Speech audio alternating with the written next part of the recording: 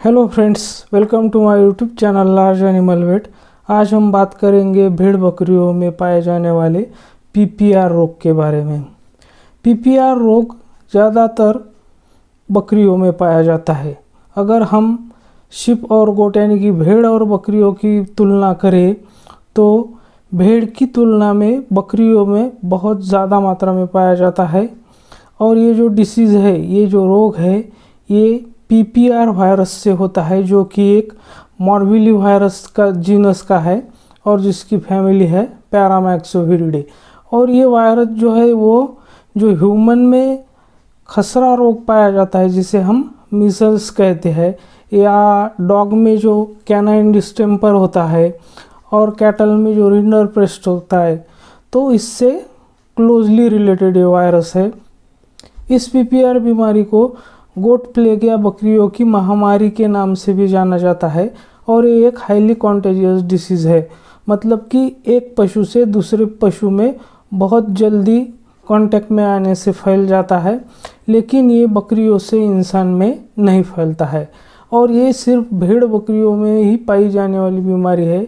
ये जैसे कि कैटल बफेलो है, यानी कि गाय, भैंस, कुत्ता, बिल्ली, घोड़ा, इन जानवरों में ये बीमारी नहीं होती है। इस पीपीआर बीमारी का सबसे पहला आउटब्रेक जो है वो वेस्ट अफ्रीका में 1942 में हुआ था। इस बीमारी के इन्फेक्शन रेट के बारे में बात करें, मतलब एक जानवर से दूसरे जानवर में अगर फैलने की बात करें तो ये बहुत ज़्यादा होता है, जो कि 50% से ऊपर होता है। और जब आउटब्रेक होता है तो उस समय ये 90% तक भी हो सकता है। इस बीमारी की सीवियरिटी की अगर बात करें, यानी कि इस बीमारी की तीव्रता की अगर बात करें, तो ये बीमारी भेड़ के मुकाबले बकरियों में ज़्यादा तीव्र होती है, यानी कि ज़्यादा सीवियर होती है। और जो यंग एनिमल्स होते हैं, यंग बकरे होते हैं, उनके लिए बहुत ज़्यादा घातक होती है। अगर हम केस फैटेलिटी रेट की बात करें, यानी कि इस बीमारी से मरने वाले भेड़ बकरियों की संख्या की अगर बात करें, तो वो संख्या भेड़ के मुकाबले बकरियों में बहुत ज़्यादा होती है, जो कि बकरियों में 55% से लेकर 85% तक होती है। वहीं पे भेड़ में 10% से भी कम होती है। अब बात करते हैं इस बीमारी के ट्रांसमिशन के बारे में, यानी कि ये बीमारी एक बीमार भेड़ बकरी से दूसरे स्वस्थ भेड़ बकरी में कैसे फैलती है। तो जो बीमार भेड़ या बकरी होती है, उसके हर एक सिक्रेशन में ये वायरस मौजूद होता है। जैसे कि उसके आँख से बहने वाला पानी है, उसके नाक से निकलने वाला डिस्चार्ज है, उसके फीसेस है, उसका यूरिन है, तो इन सब में वो वायरस भारी मात्रा में मौजूद होता है। तो जब कोई स्वस्थ पशु बीमार पशु के डायरेक्ट कांटेक्ट में आ जाता है तो ये बीमारी फैलती है। जब बीमार पशु खांसता है तो हवा में उसके वायरस फैल जाते हैं, और वो अगर स्वस्थ पशु के शरीर के अंदर हवा के द्वारा चले जाए तो भी ये बीमारी फैलती है। अगर बीमार पशु का बचा हुआ खाना, पानी जो भी है, वो भी अगर हम स्वस्थ पशु को देंगे तो उससे भी इस बीमारी का फैलाव होता है। साथ ही साथ ये जो आँख का कंजंक्टिवा होता है, उससे भी वायरस स्वस्थ पशु के शरीर में प्रवेश कर सकता है। और जो ओरल म्यूकोजा है, यानी कि मुंह के द्वारा भी ये वायरस स्वस्थ पशु के शरीर में प्रवेश कर सकता है।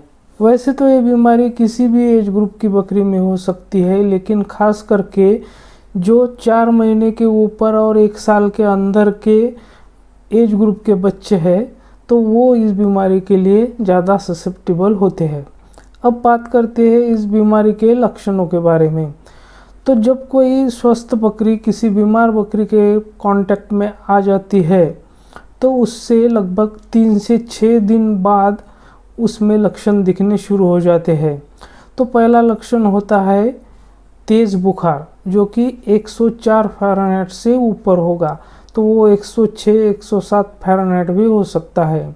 उसके बाद में उसके आँखों से और नाक से पानी बहने लगेगा। शुरुआत में जो पतला और चिपचिपा होगा, बकरी में छींकें आने लगेंगी, बकरी एकदम डल दिखने लगेगी। उसके 1 या 2 दिन बाद पूरे ओरल म्यूकोजा में यानी कि पूरे मुंह के अंदर नेक्रोटिक लीजन्स बनने लगेंगे। पूरे मुंह के अंदर छाले आने की वजह से और होठों पर स्वेलिंग आने की वजह से यानी कि होठों पर सूजन आने की वजह से बकरी खाने पीने में असमर्थ होगी। उसके बाद जो नेज़ल और ऑक्यूलर डिस्चार्ज है, मतलब जो नाक से और आँख से बहने वाला पानी है, वो म्यूकोपुरुलेंट हो जाएगा, मतलब कि उसमें पस और म्यूकस आ जाएगा। तो उसकी वजह से जो पलकें होती है वो एक दूसरे से चिपक जाएगी और साथ ही में जो नाक से डिस्चार्ज बह रहा था वो सूख जाएगा। तो पशु को वहाँ पे सांस लेने में भी परेशानी होगी। बुखार आने के 3-4 दिन बाद बकरी में डायरिया शुरू हो जाएगा, जिसमें म्यूकस और ब्लड भी हो सकता है। बकरी में खांसी आना शुरू हो जाएगा। उसके बाद उसे सांस लेने में भी परेशानी होने लगेगी और ये परेशानी और भी बढ़ जाएगी जब वहाँ पर सेकेंडरी बैक्टीरियल इन्फेक्शन होगा और निमोनिया डेवलप होगा। अब हम बात करते हैं इस बीमारी के उपचार की। तो इसमें अगर मान के चलते हैं कि जो एवरेज वेट का बकरा है या बकरी है 25 या 30 किलो का, तो उसमें आपको 1 ml एंटीहिस्टामिनिक लगाना है, जो कि इंजेक्शन एविल के नाम से आता है। वो 1 ml इंट्रामस्कुलर लगाना है। दूसरा इंजेक्शन हमें लगाना है मेलोनेक्स प्लस, जो कि 1 ml पर 10 kg बॉडी वेट के लिए होता है। तो उस हिसाब से हमें 3 ml उसमें इंट्रामस्कुलर लगाना है। तीसरा इंजेक्शन हमें लगाना है लेवामिसॉल, जो कि 2.5 mg पर kg बॉडी वेट के हिसाब से लगाना होता है। तो 30 किलो की बकरी के लिए 1 ml सबकट लगाना है। उसके बाद में हमें चौथा इंजेक्शन लगाना है एंटीबायोटिक, जो है लीवोफ्लॉक्सेसिन। इंजेक्शन लीवोफ्लॉक्सेसिन हमें 30 किलो की बकरी के लिए 1 ml इंट्रामस्कुलर या आईवी रूट से आप लगा सकते हैं।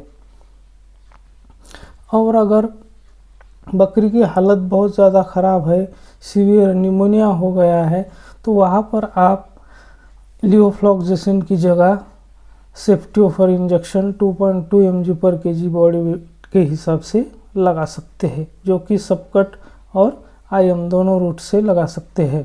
और साथ ही में आपको मल्टीविटामिन्स देने होंगे। बकरी में बहुत ज़्यादा डिहाइड्रेशन है, खाना पीना बंद है, तो उसमें आपको फ्लूइड थेरेपी भी देनी होगी। और एक इम्पॉर्टेंट बात ये आपको करनी है कि एक बर्तन में अच्छा गर्म करके पानी लेना है, जिससे भाप निकलने लगे, और उसमें नीलगिरी तेल जो होता है उसकी 2-4 बूंदें डाल के बकरी के मुंह के सामने पकड़े, ताकि वो जो भाप है वो उसके सांसों से उसके अंदर फेफड़ों में चली जाए। तो उससे बहुत जल्दी आपकी बकरी को रिलीफ मिलेगा। आपको इंजेक्शन लेवामिसॉल सिर्फ एक बार ही लगाना है, 1 ml सबकट। और उसके बाद एंटीबायोटिक जो है और एंटी इन्फ्लेमेटरी ड्रग जो है, तो उसको आप 4 से 5 दिन तक कंटिन्यू कर सकते हैं। तो अब बात करते हैं इसके प्रतिबंध की, यानी कि प्रिवेंशन की। इसको फैलने से कैसे रोका जाए। तो अगर आपकी बकरी में किसी एक बकरी में भी अगर कुछ ऐसे सिम्टम दिखते हैं, ऐसे लक्षण दिखते हैं कि उसमें बुखार है, आँख से पानी आ रहा है, नाक से पानी आ रहा है, बकरी खांस रही है, छींक रही है, तो उसको सबसे पहले बाकी बकरियों से अलग करके उसका जल्दी से जल्दी अपने नज़दीकी पशु चिकित्सक से उपचार करवा लेना चाहिए और बाकी बकरियों का वैक्सीनेशन करवा लेना चाहिए। इसमें सबसे अहम जो बात है वो है वैक्सीनेशन, क्योंकि वैक्सीनेशन के बिना इस बीमारी को कंट्रोल करना नामुमकिन है। तो सबसे बेहतर रहेगा कि बकरियां बीमार पड़ने के बाद उसका ट्रीटमेंट करने से अच्छा है कि आप वैक्सीनेशन करवा ले। तो रक्षा PPR नाम का वैक्सीन मार्केट में अवेलेबल है, जो कि 4 महीने के ऊपर के बच्चों को आप लगा सकते हैं और उसका डोज है 1 ml सबकट रूट से। तो अगर आपको मेरी इन्फॉर्मेशन अच्छी लगी तो मेरी वीडियो को प्लीज़ लाइक, शेयर और सब्सक्राइब करें। मेरे साथ बने रहने के लिए धन्यवाद।